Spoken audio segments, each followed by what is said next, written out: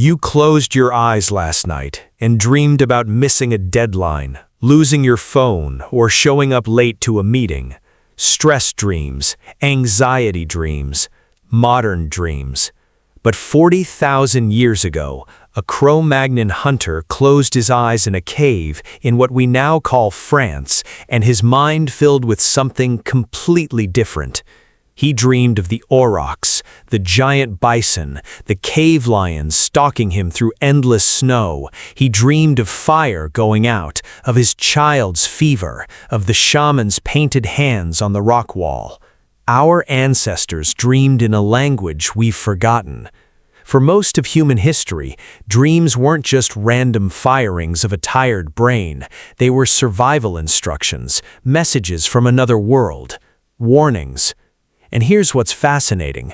We can actually reconstruct what they dreamed about, not through written records because writing didn't exist yet, but through something far more intimate. Cave paintings, burial sites, ritual objects, and the dreams of the last remaining hunter-gatherer tribes on Earth, whose sleep patterns researchers have studied in extraordinary detail. What they found changes everything we thought we knew about the human mind. Let's start with the problem. Imagine you're living 50,000 years ago. No cities, no agriculture, no safety. You're part of a small group, maybe 20 to 40 people, wandering across a landscape that wants you dead. Predators, starvation, injury, rival groups, darkness. Your brain has to solve an impossible puzzle every single day. Where is food? Where is danger? Who can I trust?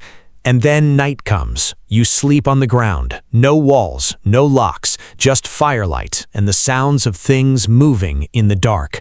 Your dreams during this time weren't entertainment. They were rehearsal.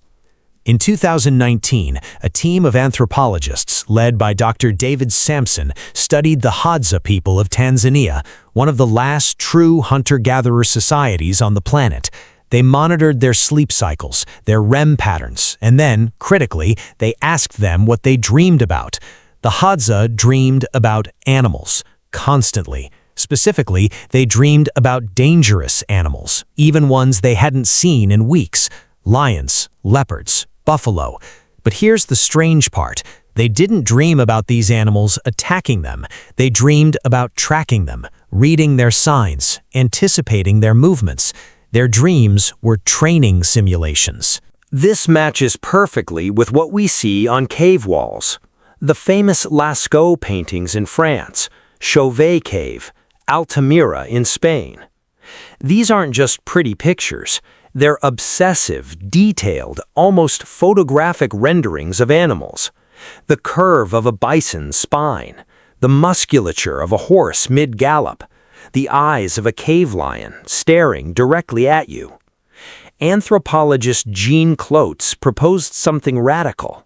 He suggested these paintings weren't just art, they were attempts to capture the dream world, to make the visions permanent. The caves themselves were portals between waking and dreaming. And then there's the evidence we find in burial sites. In 2008, archaeologists excavating a 28,000-year-old grave in Russia found something unusual. A child, no more than 3 years old, buried with over 10,000 ivory beads, a pierced fox tooth, and a small carved mammoth bone. Why would a child be buried with such wealth? One theory, proposed by Dr. Alexandra Buzilova, is that the child was believed to have powerful dreams, to be a conduit to the spirit world. In many indigenous cultures still today, children's dreams are considered prophetic, pure, uncorrupted by the waking world's logic. Our ancestors may have believed the same thing. But here's where it gets truly strange. Modern sleep studies reveal something shocking. Hunter-gatherers don't sleep like we do. We sleep in one long block, ideally 8 hours, isolated in dark, quiet rooms. They sleep in short bursts, 2 hours, wake up, talk, tend the fire, sleep again. And during those wakeful moments in the middle of the night, they share their dreams. out loud, with the group. Dreams weren't private, they were communal intelligence. Anthropologist Charles Laughlin documented this among the Inuit in the 1980s. After someone shared a troubling dream, a hunting party leaving at dawn, the group would discuss it, debate it, and sometimes change their plans based on it. A dream about a seal escaping through broken ice might mean they'd avoid a certain area. A dream about a successful hunt might embolden them. Dreams weren't symbolic, they were data, pattern recognition happening in the subconscious and then uploaded to the collective. The tribe that dreamed together survived together. Now here's the twist that reframes everything. We think of ancient humans as primitive, less intelligent, more superstitious. But what if their relationship with dreams was actually more sophisticated than ours? Modern humans spend a third of our lives asleep, and we treat dreams like junk data. Weird, meaningless, embarrassing even.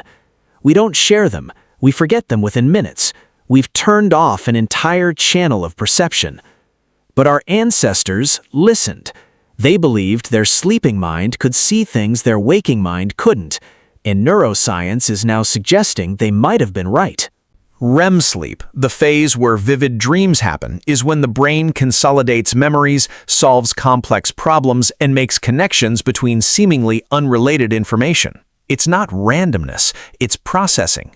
And for a hunter-gatherer whose survival depended on reading subtle patterns in animal behavior, weather, plant cycles, and social dynamics, that processing was life or death.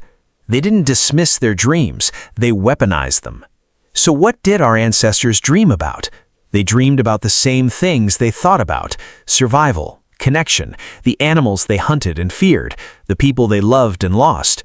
But unlike us, they didn't separate the dream world from the real one. The dream was real. It was another kind of sight. In the painted caves, the shared stories by firelight, the reverence for a child's vision.